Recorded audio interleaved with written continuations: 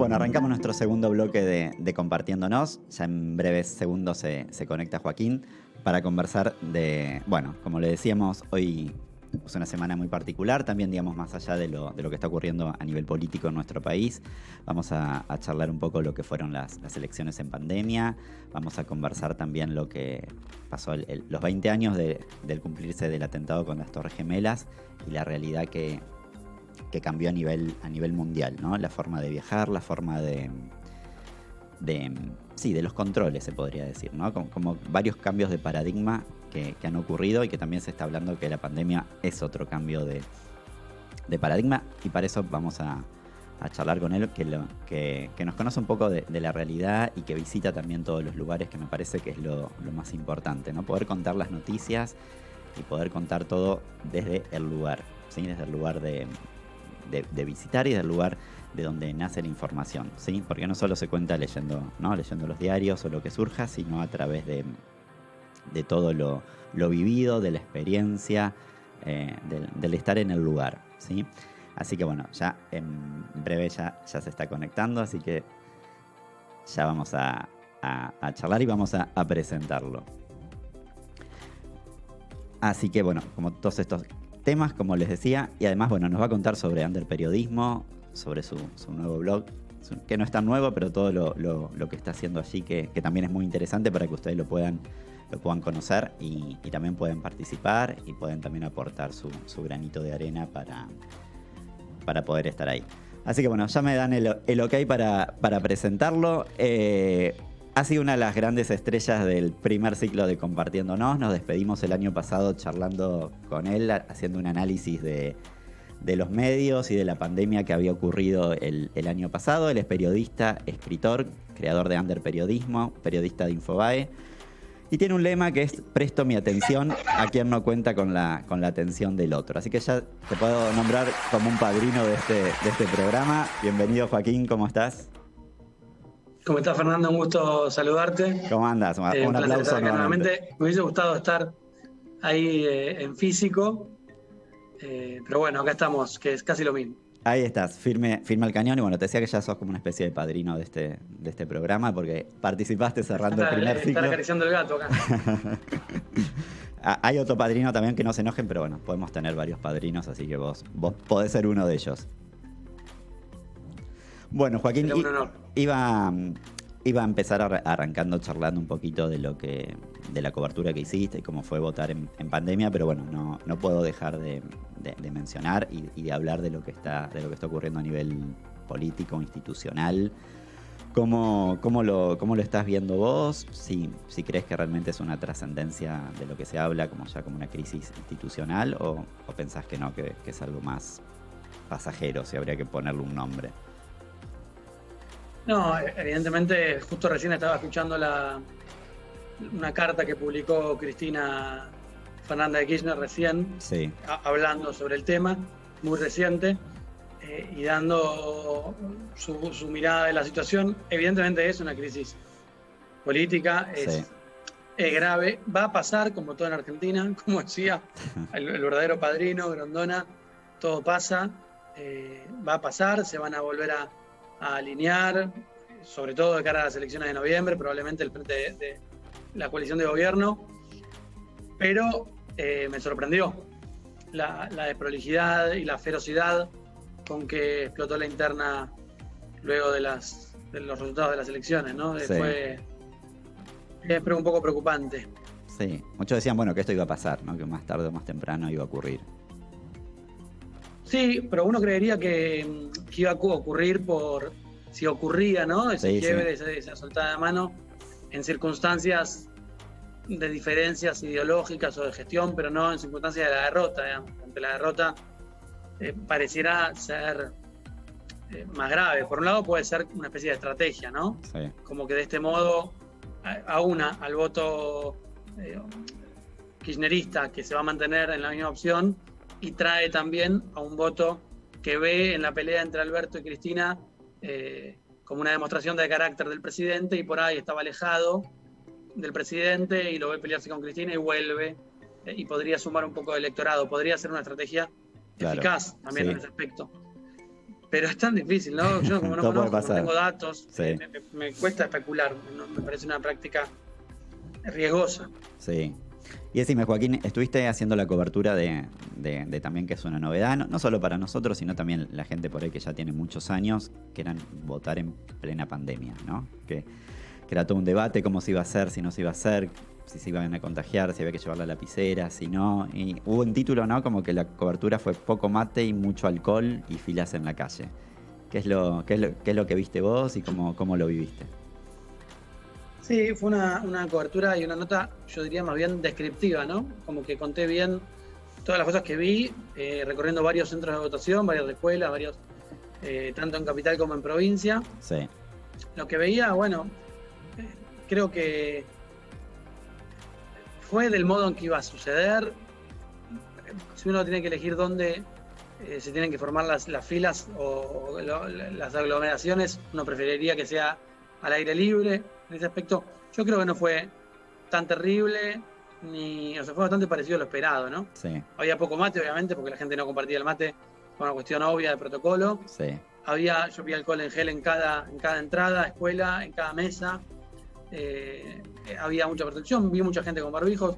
O sea, vi los protocolos bastante cuidados. El gran error, si se quiere, fue por ahí algunas acumulaciones, algunas filas demasiado largas, que era, viste, como el azar. Sí. Al que le tocaba la mesa 03, por ahí entraba directo, y al que le tocaba la mesa 04, sí, vaya a saber por qué. Ejemplo, mi por ahí mesa estaba esperando 45 minutos. Mi mesa era la que más daba no toda la vuelta casi, pero las demás iban rápido, pero también tiene que ver con que antes, viste, las personas entraban como varias, hacían afuera, digamos, mientras le tomaban el documento, ahora no, entran al aula, una sola, le toman el documento, vota, sale y recién después entra la otra persona, ¿no? Ahí creo que también no pueden ir adelantando. Claro, no se puede eso, entonces ahí se demora un poco más. Sí, a ver, entiendo que a uno le molesta, pero también era esperable, ¿no? Que fuera un poco más lento y si bien es no es deseable, tampoco creo que haya sido tan grave, creo que va a volver a haber algún otra demora en noviembre, pero bueno, sí, es un poco inevitable. Piensen que probablemente lo que yo pensaba y lo que invitaba a todos los votantes a pensar es que así como a nosotros nos molesta la cola, hay gente, autoridad de mesa, que están ahí respondiendo a un llamado ciudadano, que tienen que estar todo el día clavados, recibiendo gente, viendo gente bajo techo, sí, y de algún modo exponiéndose, ¿no? Y después la votación, sí, y después contar los votos. Entonces, cuando un poco pone la cabeza ahí, puede relativizar y dejar de entender que es menos grave nuestro problema que el de la general, ¿no? ¿Y pudiste ver adultos mayores, varios votando o no? Que también era un debate, ¿viste? Si se iban a acercar o no por temor a votar.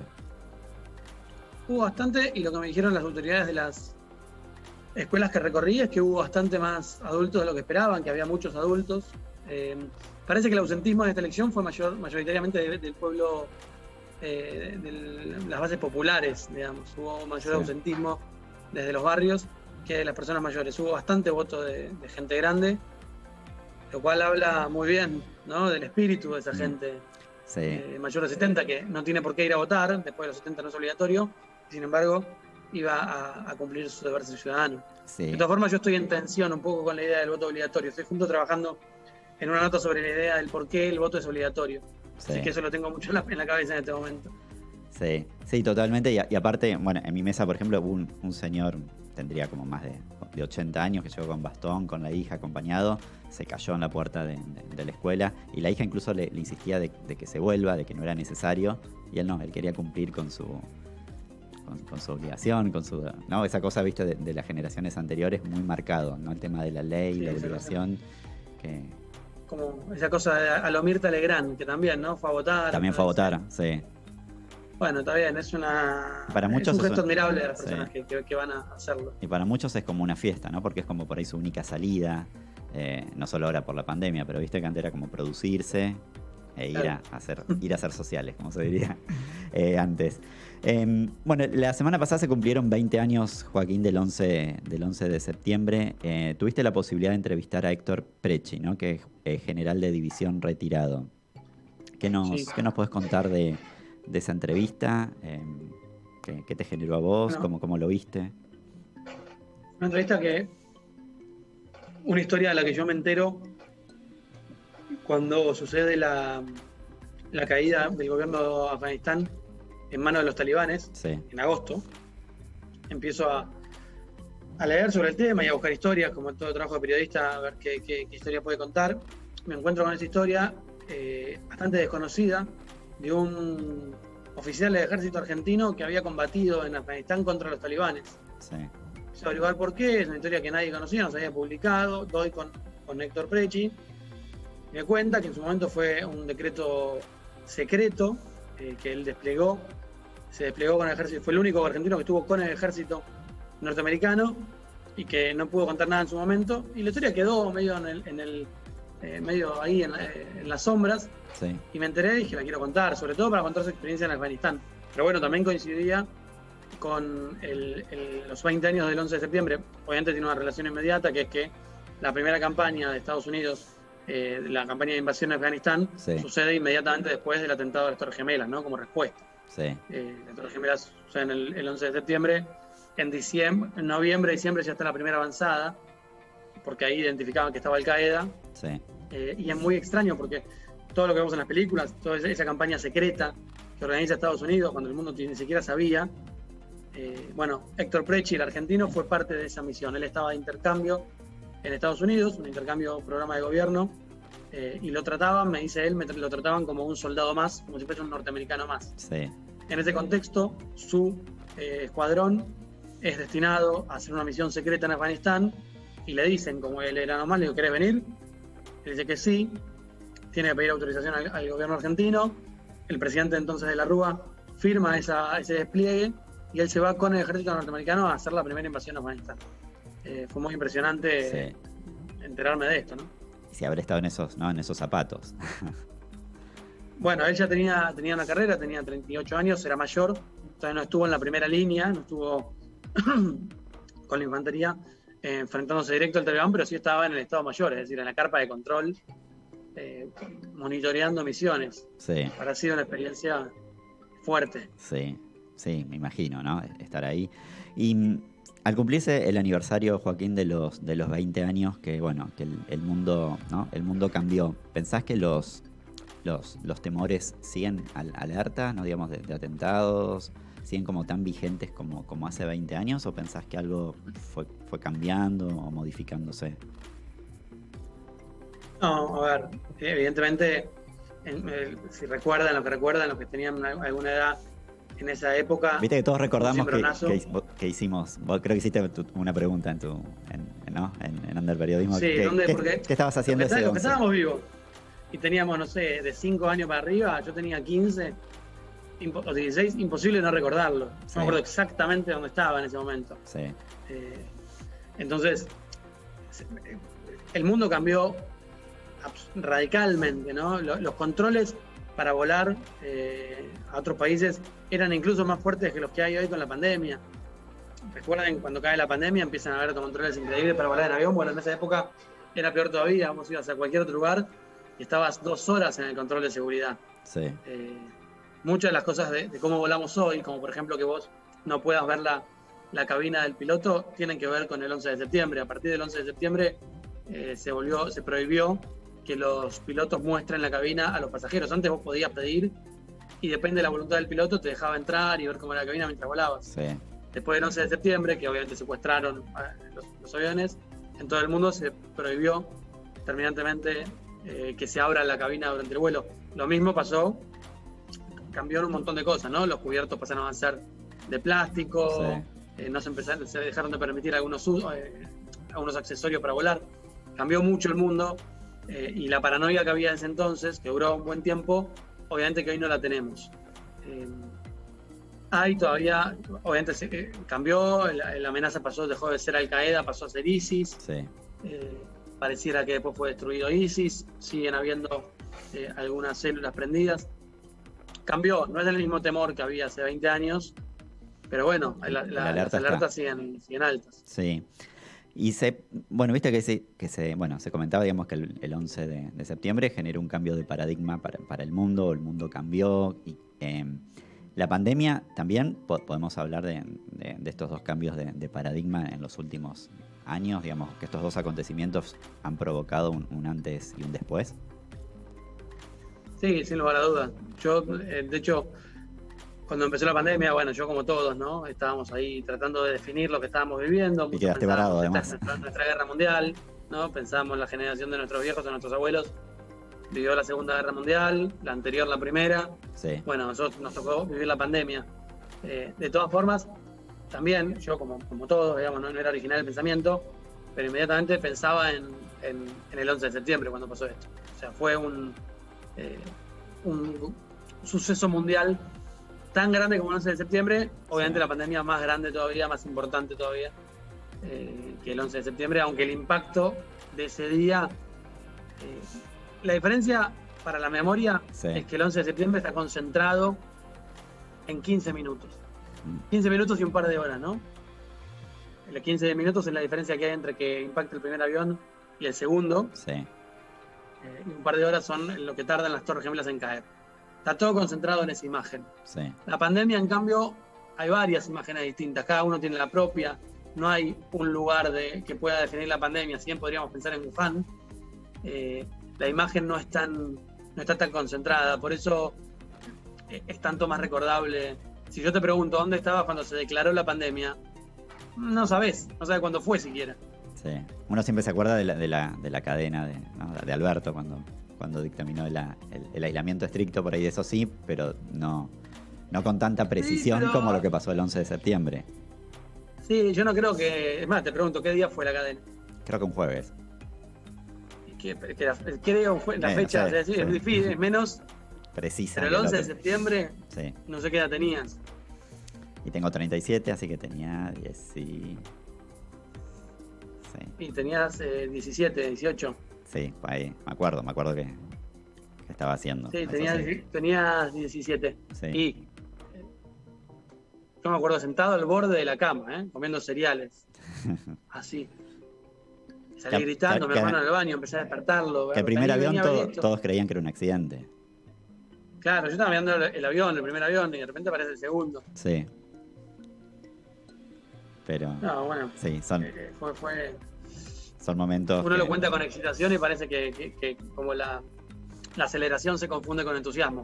Que no sea el caso, ¿no? Obviamente es un evento dramático y triste. Totalmente, sí. Pero bueno, a veces también las cosas suceden a la vez. Sí. Y decime, Joaquín, ¿cómo surgió Under Periodismo? Hay tres lemas, ¿no? Que es independiente, transparente y colaborativo. Contanos un poquito cómo surgió y cómo está formado el equipo. Bueno, un poco surgió por mi manera de hacer periodismo. Esto que estoy contando de dónde estaba cuando sucedió el 11 de septiembre, de dónde estaba cuando estalló la pandemia. En mi caso estaba en Líbano.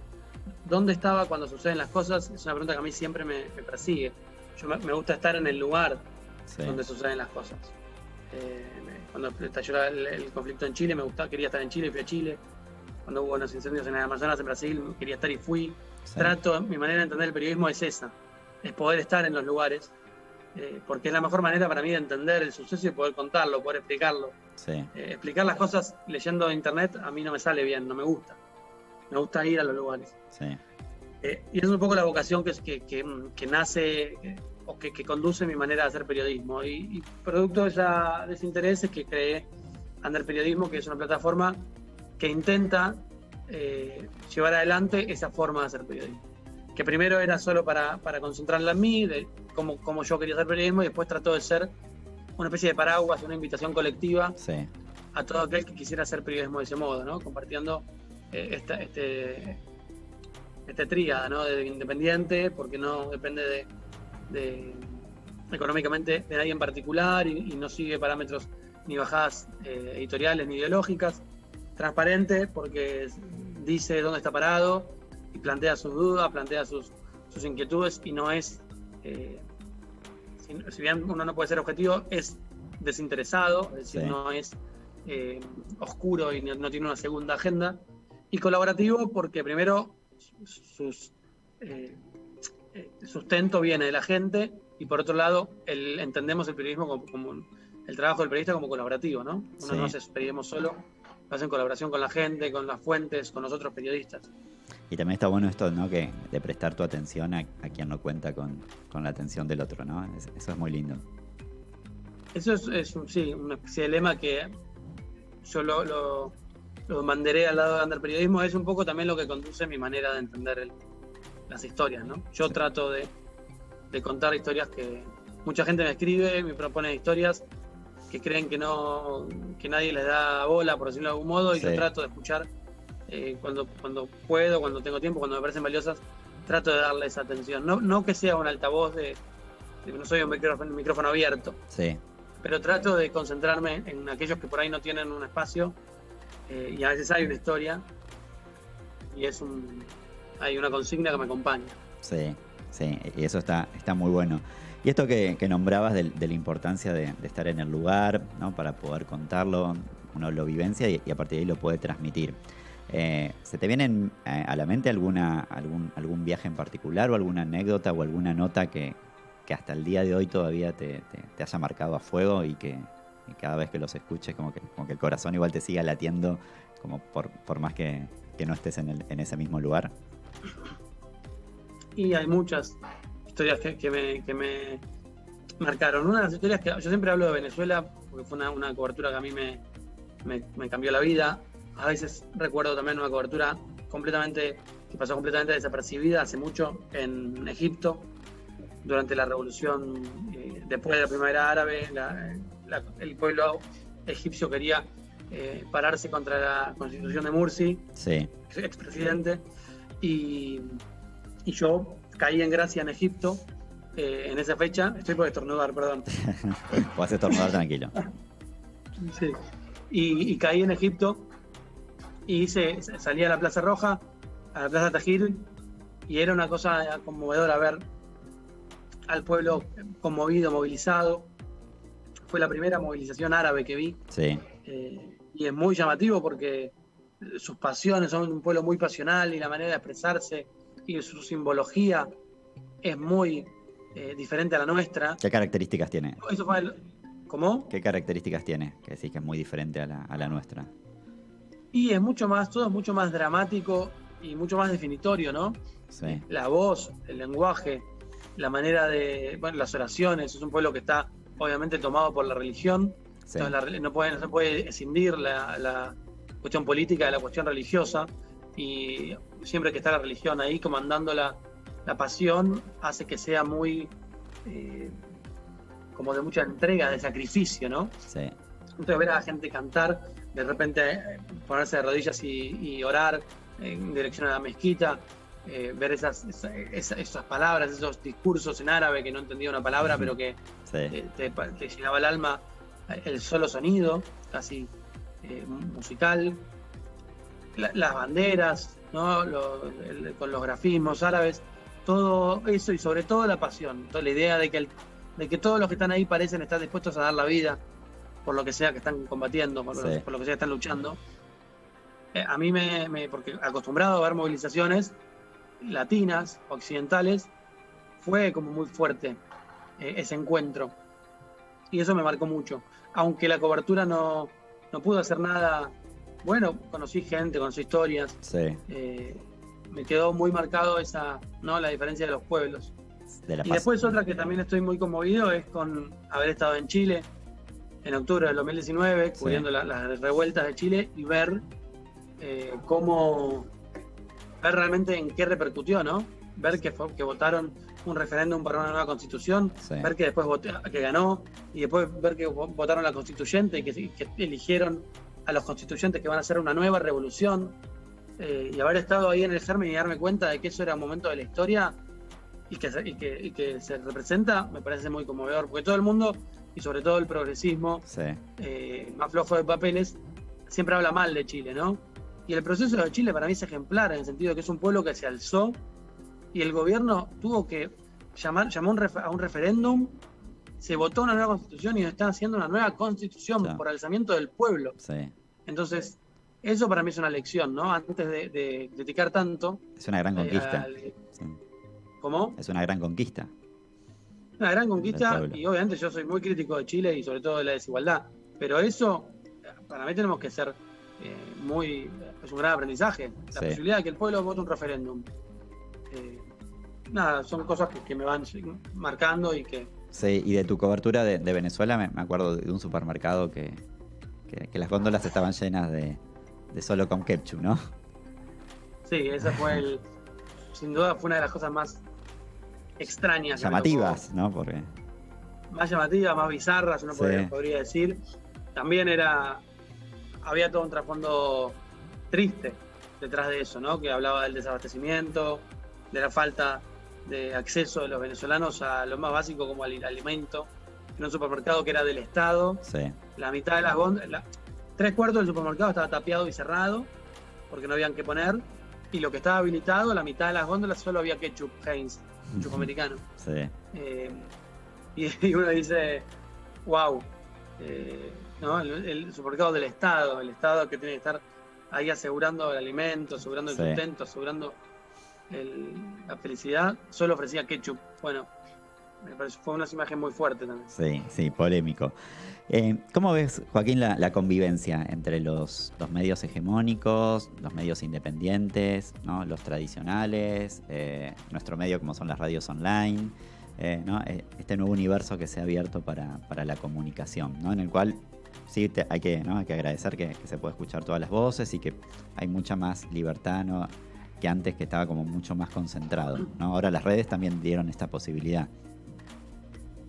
Sí, democratizaron el acceso. O sea, antes usaba la figura del micrófono abierto. Antes yo hace un tiempo más de chico curtí un poco el mundo de la poesía, y la poesía, bueno, todo el mundo de la poesía es independiente, digamos, no existía una poesía mainstream.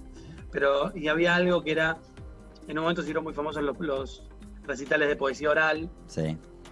Y había algo que obviamente todo poeta es marginal, como la vida del poeta, sobre todo en Argentina y en este siglo, es una vida marginal, a la que nadie escucha, nadie le presta atención, porque no, es como, dejó de ser un valor de mercado, ¿no? Sí. Tristemente este análisis que digo. Y los poetas iban por ahí tratando de mostrar sus poemas y encontrar quien nos escuche, y algunos pocos tenían como acceso a un escenario, a un micrófono, a contar su poesía, y de repente empezaron a surgir algunos eventos con micrófono abierto, que eran lugares donde cualquiera podía ir y leer su poema, ¿no? Sí. Leían los 3 consagrados y después estaba abierto el micrófono y podía ir yo, chico de 21 años, y leer 2 o 3 poemas, buenos o malos, pero tenía alguien ahí, 2 o 3 personas me escuchaban, y sucedía ese acto mágico de decir en voz alta, ¿no? Lo que había sido compuesto en la intimidad. Bueno, con la comunicación, con el periodismo pasó algo parecido. De repente todos tenemos un micrófono abierto, y no importa si hay muchos o pocos del otro lado, la posibilidad está, ya dejó de ser, ¿no? Un lugar exclusivo, de acceso exclusivo para más pocos, sino que todos tenemos un lugar, un micrófono donde poner nuestra voz. Eso me parece que está bien. Sí, y el otro día hablábamos con Diego González, el director de acá de Punto Cero, también de que ahora, viste, ya los vivos o el vivo, ya que un poco perdió, ahora ya la gente escucha cuando puede, ¿no? Y con las repeticiones, incluso ya las clásicas novelas, ya la gente no se sienta a las 9 de la noche a mirar su novela, sino a través de las series, cada uno organiza su vida y su tiempo.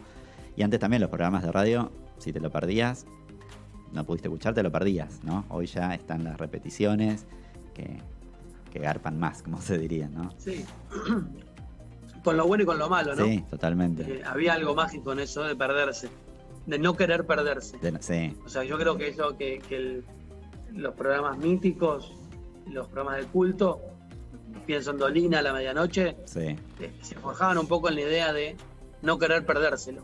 Hoy yo no me pierdo si hay algo que quiero ver, no me lo pierdo. Sí. Yo veía, soy fanático de La Voz. Si era de ahí la noche o las 11 y no estaba en mi casa, no pasa nada. Después vuelvo y lo miro on demand. Sí. Entonces hay algo también un poco melancólico en eso de que esa idea de que ya no te puedes perder nada. Perdimos la posibilidad de perdernos nuestro programa. Por eso empiezan a surgir estos redes sociales como Clubhouse, sí, o espacios de Twitter, que son espacios donde se habla y lo que se dice no queda grabado, ¿no? Claro. Se pierde. Sí, sí. El derecho al olvido. Sí. Es interesante. Sí. Que estén las dos oportunidades. Sí, que están las dos posibilidades, y para que ya los horarios, la gente que por ahí estaba trabajando, bueno, dice, bueno, yo no puedo escuchar ese programa a esa hora, y que sí lo pueda hacer cuando puede. Y, Joaco, ¿cuándo surgió tu vocación de periodismo? ¿Podés pescar algún hecho en tu infancia o un hecho en tu vida que vos digas, fue a partir de acá? Me lo pregunto muchas veces y yo no sé si hay porque en realidad mi vocación, más desde la infancia y desde siempre, tiene que ver con la literatura. Sí. Con amar la literatura, con amar la lectura y la escritura. No identifico tanto, no me di cuenta de que yo lo que quería hacer era periodista. Yo contaba historias, siempre me gustaba, llamar la atención. Sí. Contar, pero no llamar la atención a través de una pirueta o a través de una actuación, de un chiste, llamar la atención a través de contar una historia. Después me di cuenta que eso un poco era periodismo, pero sí había algo de desear estar ahí. Como te dije, las Torres Gemelas yo tenía 15, sí. Deseaba estar ahí, deseaba estar en Nueva York ese día, ¿no? Sí. Me pasa siempre de los lugares donde la gente se quiere ir, yo inmediatamente son los lugares donde quiero estar. ¿Dónde quieres estar? Miraba las escenas de Afganistán con mucho dolor y deseaba estar ahí. Sí. Eso siempre me pasó un poco. Quería ir a lugares donde la gente, de los que me decían no vayas ahí, yo quería estar ahí. Sí. Eso siempre fue un poco como el norte, ¿no? Algo que me pasa de chico. Sí. Bueno, y después ahí fuiste descubriendo que todo eso tenía que ver con periodismo. Y después me di cuenta que el nombre que el mundo le daba a eso era periodismo. Era periodismo. Y bueno, este programa es compartiéndonos. Joaco, ¿con quién te fuiste compartiendo a lo largo de todo este proceso de transformarte en periodista, de crear Anderperiodismo? Si nos puedes contar una o dos personas a las cuales les ibas contando todos estos proyectos, cuando te iba bien, cuando las cosas no salían, cuando estabas en el medio de una situación y que vos decías, bueno, estoy cubriendo esto. ¿Podrías contarnos una o dos personas con las cuales te fuiste compartiendo durante todo este proceso? Sí, hay muchas personas. La persona por ahí, la más importante cuando hablo de mi oficio o de las ideas, probablemente la persona más importante fue mi abuela, que con ella viajaba mucho. Fue como una parte fundamental de mi formación, una persona muy culta, muy, muy inteligente, mi abuela y mi abuelo. Sí. Yo pasaba muchos meses con ella, de vacaciones, siempre me divertía mucho, era muy amigo.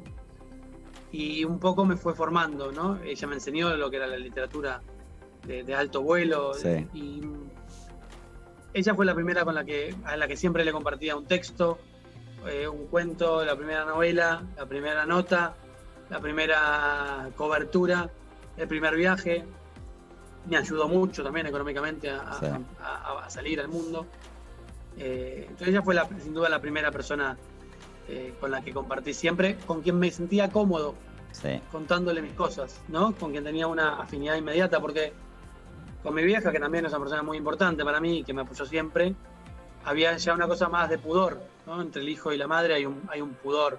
Vos lo sabrás mejor por tu hay que poner, la madre tiene que poner la ley un poco, ordenar un poco.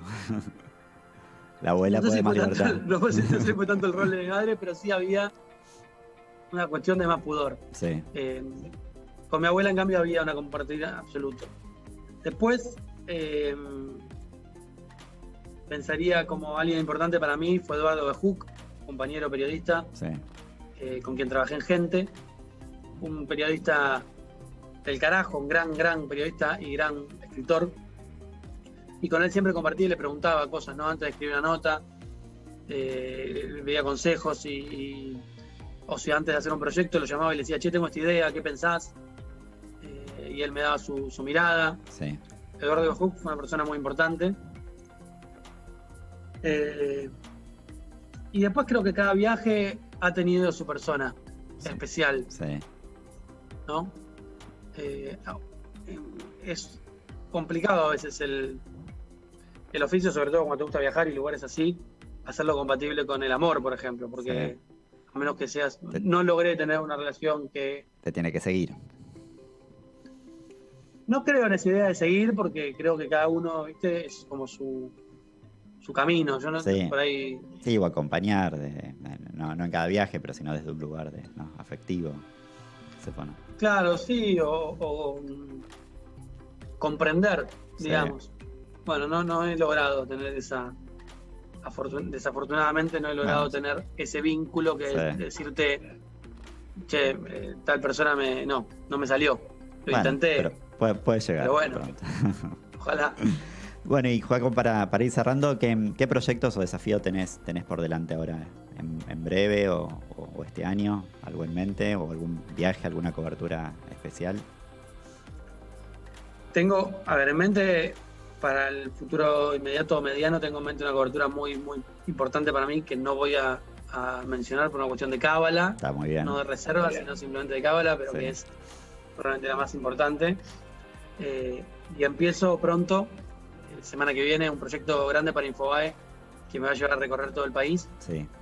Es un proyecto en el que vengo trabajando mucho y que me entusiasma muchísimo. Así que eso pronto estará siendo publicado y lo podrán ver, no puedo tampoco adelantar. Así que Joaquín de gira por el país. ¿Cómo? Joaquín de gira por el país. Sí, eso va a ser un proyecto que me entusiasma muchísimo. Sí. Y empecé a trabajar mucho también con mi canal de YouTube, que de hecho gané un programa de YouTube, me eligió YouTube para un programa de formación para periodistas independientes, Sí. Que eligen a periodistas de todo el mundo y de Argentina me eligieron a mí. Uno de los 4 latinoamericanos que eligieron para todo el programa, un programa muy grande, que es todo un año de formación para poder desarrollar periodismo independiente de calidad en YouTube, así que estoy ahí trabajando con mi canal para poder también que ese sea un canal importante para mí. Perfecto, canal con tu nombre, ¿no? Para la gente que te quiera ver. Joaquín S. Marino, ahí me va, o Joaquín Sánchez Marino, va a encontrar mi canal. Perfecto. Bueno, Joaco, y nosotros siempre cerramos nuestras entrevistas, nuestras notas a la hora de levantar la copa, a la hora de brindar. ¿Por qué lo haces? Bueno, brindo por la libertad, que es lo que nos pasamos la vida persiguiendo, ¿no? Sí. Así que brindo por la libertad de espíritu, sobre todo, que es la más importante. Sí. Libre para ser feliz, ¿no? Como una frase. Y bueno, ¿con qué tema musical te gustaría despedirte? Que hoy tenemos un gran operador que te va a cumplir tu deseo. Un tema, si tengo que elegir un tema absolutamente cargado de melancolía. Sí. Para mí, que dice, si alguna vez no supe recordar, es un tema que se llama Gaviotas, Andrés Calamaro. Sí. Y a mí es una oración. Si tengo una religión, ese sería su Padre Nuestro. Ese sería su Padre Nuestro. Así que bueno, te agradezco muchísimo y te felicito porque, como dice el tema de nuestra cortina musical, que nos gusta la gente que nos hace probar el sabor de la vida, y vos lo demostrás también con la pasión que le pones a tu vocación y a tu trabajo, y de eso se trata, ese es el norte en la vida. Así que bueno, muchísimas gracias, Joaco, por tu tiempo, por estar, y bueno, te seguiremos convocando porque ya quedas como un padrino oficial. Muchas gracias, Fer, un placer y una alegría estar con vos. Gracias, nos vemos. A conseguir lo que siempre